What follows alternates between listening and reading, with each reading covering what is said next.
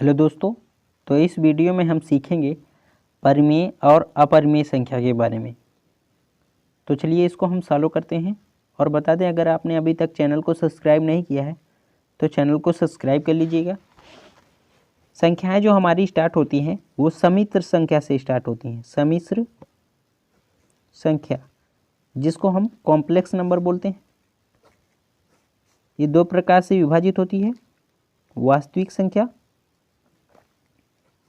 और काल्पनिक संख्या है, इमेजिन नंबर। ठीक है, काल्पनिक संख्या। ठीक है, संख्या इसको तो हम 11वीं कक्षा में पढ़ते हैं, इसको हम 10वीं कक्षा में पढ़ते हैं। तो इसको हम विभाजित करते हैं परिमेय संख्या और अपरिमेय संख्या। ठीक है, तो अभी हम परिमेय संख्या और अपरिमेय संख्या के बारे में समझते हैं। सबसे पहले हम परिमेय संख्या के बारे में समझते हैं। परिमेय संख्या, परिमेय संख्या क्या होती है? वो संख्या जिसे हम p/q के रूप में लिख सकते हैं। तो लिख लेंगे, वो संख्या जिसे p/q के रूप में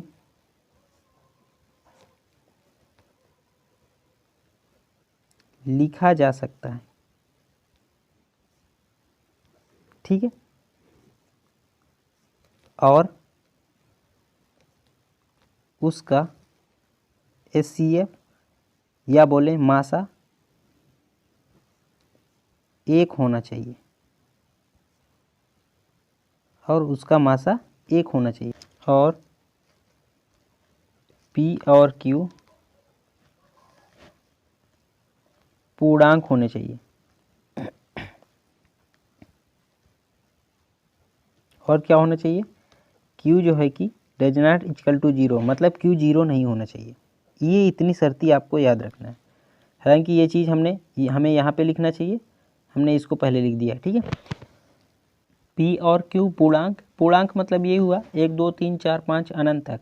और इधर माइनस में भी 0 भी पूर्णांक में आता है। ठीक है, ये सभी संख्याएं पूर्णांक में आती हैं। और यहाँ पे दोनों पूर्णांक होने चाहिए।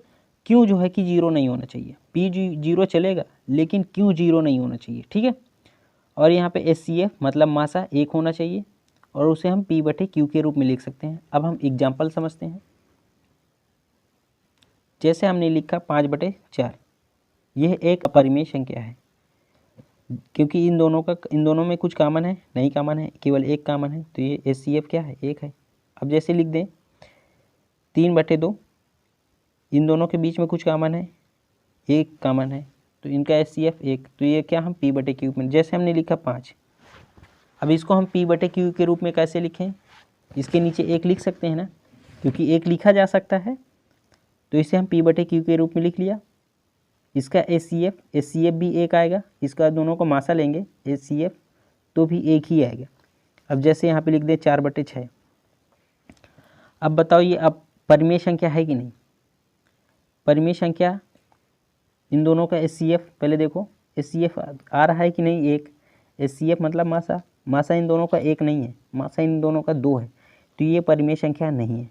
अब परिमेय संख्या कैसे होगी? इसको हम विभाजित करेंगे, पहले 2 से काटेंगे, 2 2 3 6, ये परिमेय संख्या हो गई। ये क्या थी? ये एक तुल्य परिमेय संख्या थी, मतलब इसको हमें अभी विभाजित करना है, जो निकलेगी ये अपरिमेय संख्या है। इन दोनों का HCF क्या आएगा? मासा क्या आएगा? 1 आएगा। दोनों पूर्णांक तो है ही हैं।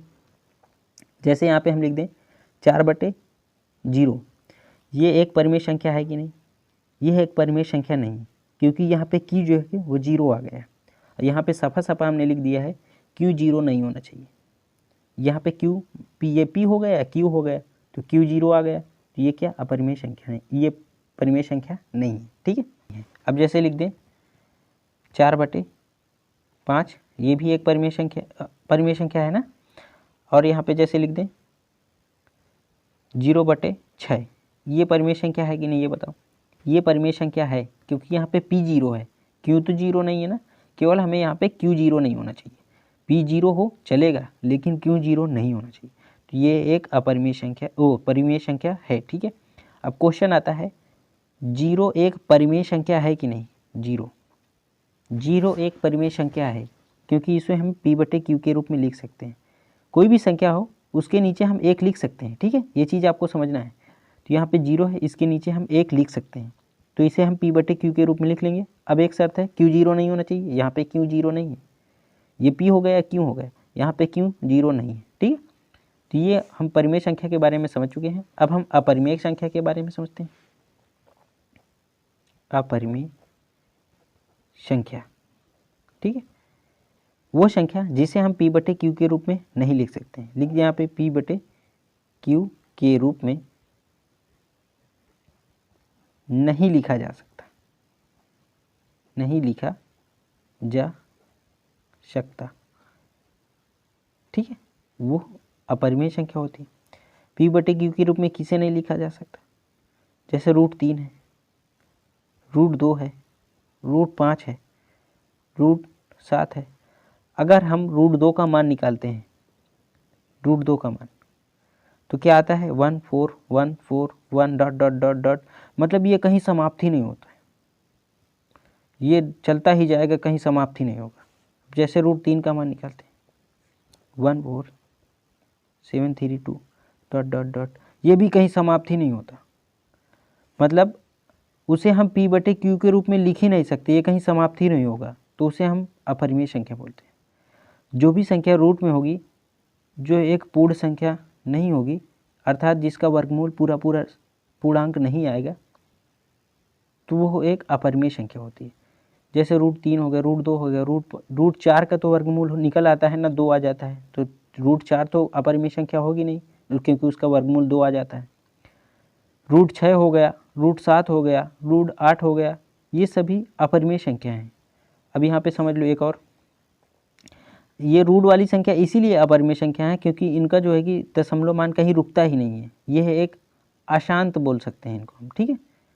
अब जैसे बोले 3.4444 डॉट डॉट, इसमें 4 ही केवल रिपीट कर रहा है, तो ये एक अपरिमेय संख्या है कि नहीं? अब ये बताओ, ये एक अपरिमेय संख्या नहीं है। क्यों नहीं है?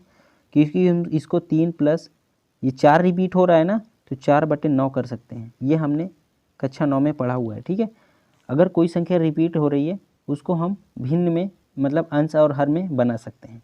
यहाँ पे 4 रिपीट हो रहा है, अगर यहाँ पे 4 6 कोई एक संख्या या दो संख्या, कोई भी संख्या अगर रिपीट हो रही है तो उसको हम अंश और हर में कर सकते हैं, वो अपरिमेय संख्या नहीं होती, वो परिमेय संख्या होती है। जैसे एक बार और आपको हम समझा दें, 5.3333 बार बार रिपीट हो रहा है, तो इसको हम क्या लिख सकते हैं? 5 + 3/9।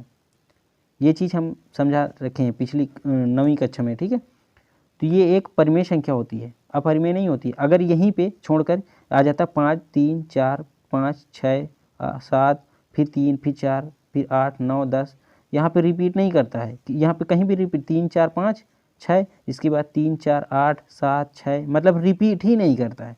जब रिपीट नहीं करता तो ये एक क्या होती है? अपरिमेय संख्या होती है। यहाँ इसमें भी नहीं रिपीट कर रहा था, इसमें भी नहीं रिपीट कर रहा था, तो क्या होती है? ये एक अपरिमेय संख्या होती है, ठीक है। तो आई होप आपको इन दोनों संख्याओं के बारे में अच्छे से डाउट क्लियर हुआ होगा। वीडियो अच्छी लगी हो तो वीडियो को लाइक कर देना, और चैनल को सब्सक्राइब नहीं किया है तो चैनल को सब्सक्राइब कर देना। Thank you.